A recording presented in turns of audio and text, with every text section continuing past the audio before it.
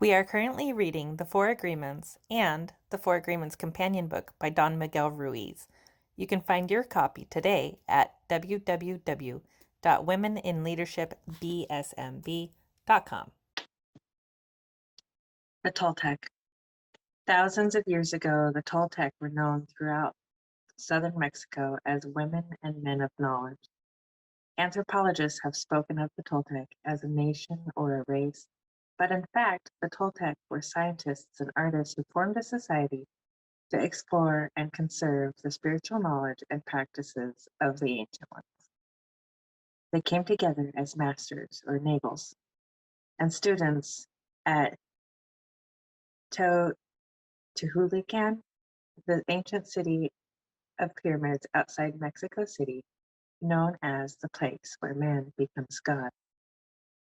Over the millennia, the Nagels were forced to conceal the ancestral wisdom and maintain its existence in obscurity. European conquest, coupled with rampant misuse of personal power by a few of the apprentices, made it necessary to shield the knowledge from those who were not prepared to use it wisely or who might intentionally misuse it for personal gain. Fortunately, the esoteric Toltec knowledge was embodied and passed on through generations by different lineages of Nagels. Though it remained veiled in secrecy for hundreds of years, ancient prophecies foretold the coming of an age when it would be necessary to return wisdom to the people. Now, Don Miguel Ruiz, a Nagel from the Eagle Knight lineage, has been guided to share with us the powerful teachings of the Toltec. Toltec knowledge arises from the same essential unity of truth as all the sacred esoteric traditions found around the world. Though it is not a religion, it honors all the spiritual masters who have taught on earth. While it does embrace spirit, it is most accurately described as a way of life, distinguished by the ready accessibility of happiness and love. Introduction. The Smoky Mirror. 3,000 years ago, there was a human just like you and me who lived near a city surrounded by mountains. The human was studying to become a medicine man to learn the knowledge of his ancestors, but he didn't completely agree with everything he was learning. In his heart, he felt there must be something more. One day, as he slept in a cave, he dreamed that he saw his own body sleeping. He came out of the cave on the night of new moon. The sky was clear, and he could see millions of stars. Then something happened inside of him and transformed his life forever. He looked at his hands, he felt his body, and he heard his own voice say, "I am made of light. I am made of stars." He looked at the stars again, and he realized that it's not the stars that create light, but rather light that creates the stars. "Everything is made up of light," he said, "and the space in between isn't empty." And he knew that everything that exists is one living being, and the light is the messenger of light because it is alive and contains all information. Then he realized that although he was made of stars, he was not those stars. "I am in between the stars," he thought. So he called the stars tonal and the light between the stars the navel. And he knew that what he created, and he knew that what created the harmony and space between the two is life or intent. Without life, the tonal and the navel could not exist. Life is the force of the absolute, the supreme, the creator who creates everything. This is what he discovered. Everything in existence is a manifestation of the one living being we call God. Everything is God. And he came to the conclusion that human perception is merely light perceiving light. He also saw that matter is a mirror. Everything is a mirror that reflects light and creates images of that light. And the world of illusion, the dream, is just like smoke, which doesn't allow us to see what we really are. The real us is pure love, pure light, he said. This realization changed his life. Once he knew what he really was, he looked around at other humans and the rest of nature, and he was amazed at what he saw. He saw himself in everything, in every human, in every animal, in every tree, in the water, in the rain, in the clouds, and the air. And he saw that life mixed the tonal and the nagal in different ways to create billions of manifestations of life. In those few moments, he comprehended everything. He was very excited, and his heart was filled with peace. He could hardly wait to tell his people what he had discovered, but there were no words to explain it. He tried to tell the others, but they could not understand. They could see that he had changed, that something beautiful was radiating from his eyes and his voice. They noticed that he no longer had judgment about anything or anyone. He was no longer like anyone else. He could understand everyone very well, but no one could understand him. They believed that he was an incarnation of God. And he smiled when he heard this, and he said, "It is true, I am God. But you are also God. We are the same, you and I. We are images of light. We are God." But still the people didn't understand him. He had discovered that he was a mirror for the rest of the people, a mirror in which he could see himself. Everyone is a mirror, he said. He saw himself in everyone, but nobody saw them as themselves. And he realized that everyone was dreaming, but without awareness, without knowing what they really are. They couldn't see him as themselves because there was a wall of fog or smoke between the mirrors. And that wall of fog was made by the interpretation of images of light, the dream of humans. Then he knew that he would soon forget all that he had learned. He wanted to remember all of the visions he had had. So he decided to call himself the smoky mirror, so that he would always know that matter is a mirror, and the smoke in between is what keeps us from knowing what we are. He said, "I am the smoky mirror, because I am looking at myself in all of you, but we don't recognize each other because of the smoke in between us. That smoke is the dream, and the mirror is you, the dreamer." That's the introduction to the Four Agreements. And then for the companion manual that goes along with it, the Four Agreements companion book, we will also be reading the introduction this week. But first, let's go over what are the Four Agreements. The Four Agreements: be impeccable with your word. Speak with integrity, say only what you mean. Avoid using the word to speak against yourself or to gossip about others. Use the power of your word in the direction of truth and love. Number 2, don't take anything personally. Nothing others do is because of you. What others say and do is a projection of their own reality, their own dream. When you are immune to the opinions and actions of others, you won't be the victim of needless suffering. Number 3, don't make assumptions. Find the courage to ask questions and express what you really want. Communicate with others as clearly as you can to avoid misunderstandings, sadness, and drama. With just this one agreement, you can completely transform your life. And number 4, always do your best. Your best is going to change from moment to moment. It will be different when you are healthy as opposed to sick.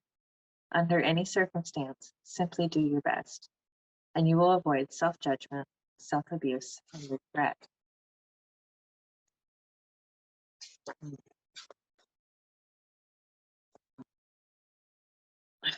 Introduction.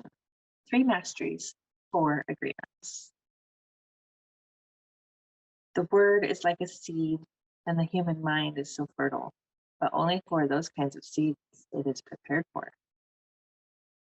The first time you read the 4 agreements, some part of you knows that you have heard these concepts before or have experienced them in your life, though perhaps not as simply. In reading the 4 agreements, you discover that humans create thousands of agreements based mainly on making assumptions and taking everything personally. And by doing this, we are using the power of our word against ourselves. We are using all the power of our creation to create a dream that sets us up to suffer for the rest of our lives. The 4 agreements are a tool for transformation, leading you to stop judging mainly yourself and to start practicing another way of life. They lead you to stop the guilt, the shame, and the self-rejection. They help you break the agreements that limit the expression of your creativity and replace them with new agreements that facilitate the expression of your love. With the 4 agreements, my intention was to create a messenger that can enter the imagination of readers and change their point of view. If you have practiced these agreements, you already know what they can do. They have the capacity to go directly into your belief system, into those thousands of agreements you made with yourself, and create a doubt. And just like magic, because they are magic, the 4 agreements slowly free the faith that is trapped inside your belief system. Little by little, you recover your integrity, and the real you starts to awaken. The 4 agreements are like a map that tells you all the different ways to reach your destination. Their simplicity is what makes them so easy to use in so many directions. But the map is just one half. You are the other half. In any relationship, there are 2 halves. The book, the messenger, is one half of the relationship. But you are the other half. And that is the beauty of this relationship, your half. If you have a goal and you use the messenger as your guide, you are going to reach your goal. With the 4 agreements, you can learn how to heal your emotional body. You can use it to change your belief system and create brand new belief system. You can use it to heal your marriage, your relationships with your friends, and your relationships at work, and to improve your life in every way. But first, because it's a map, you have to start with awareness of where you are and where you want to be.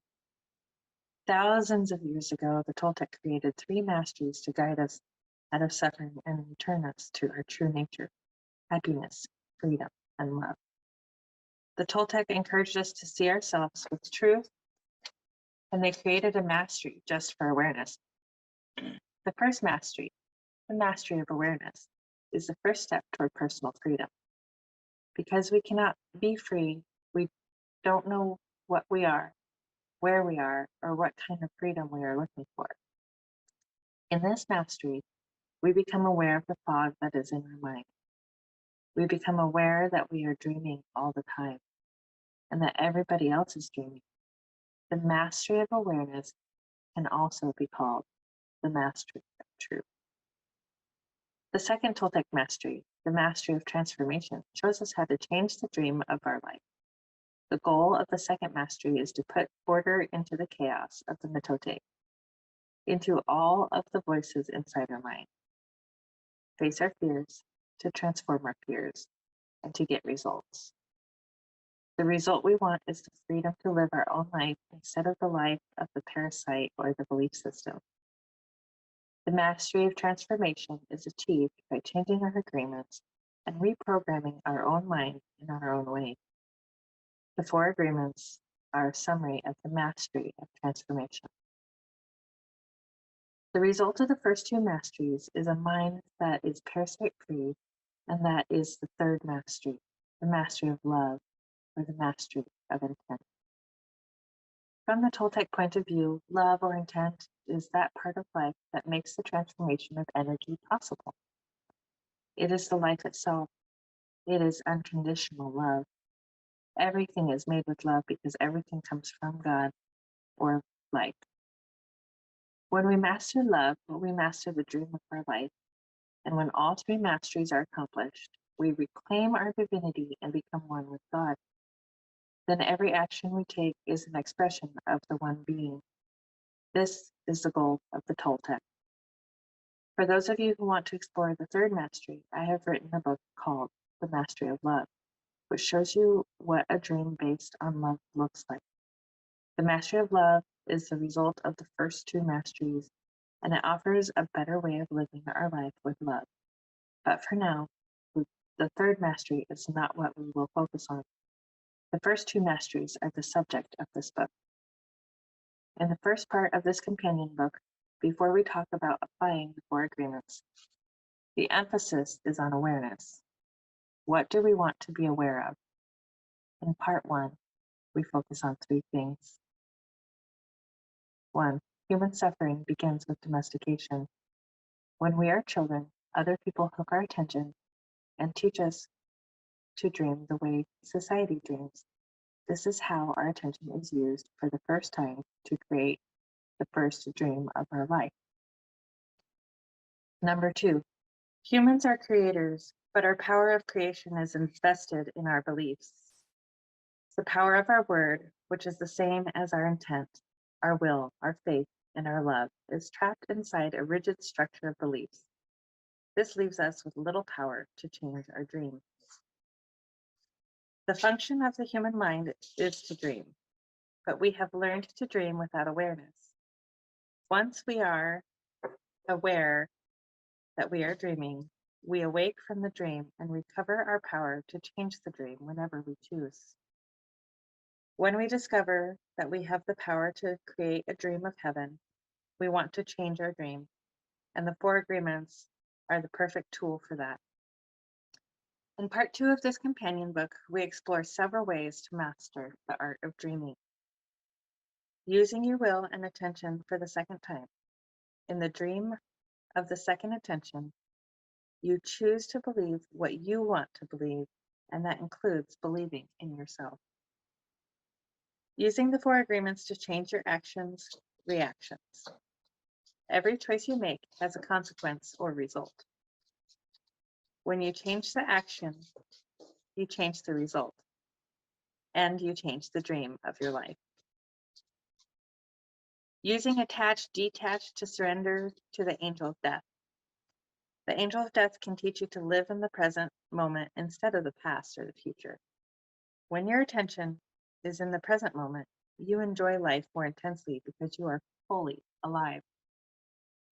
This companion book will give you more information about the first two masteries. But information is not enough. Information is merely the seed in your mind. What will really make the difference is action. If you practice the four agreements, you will master the four agreements. Eventually, after many repetitions, these agreements will become a habit, and you will see how your life is transformed.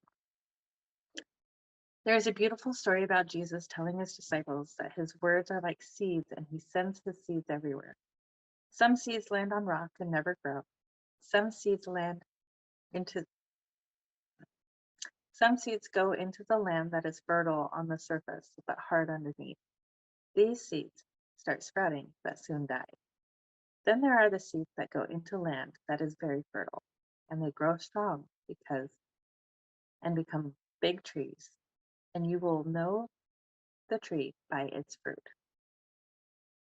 I love that metaphor. It is wonderful to see how many people who have practiced four agreements have already grown into trees that bear fruit. Just imagine if you could live in a society where the four agreements were a habit for everybody, where this habit was the way they expressed life. Imagine living in a society where everybody practiced love until they mastered love. It will happen. It is just a matter of time. There is already a new dream in this world. That is ready to be dreamed by humans, parasite-free. The sun has already changed, the light has changed. We just need humans to dream the new dream. By using the four agreements in our own life, we modify our personal dream, and soon our new dream will modify the outside dream. There is no need to actively try to modify the outside dream. This happens naturally as a result of our own transformation. Deciding to focus on our own freedom isn't selfish. It is the greatest gift we can give to humanity.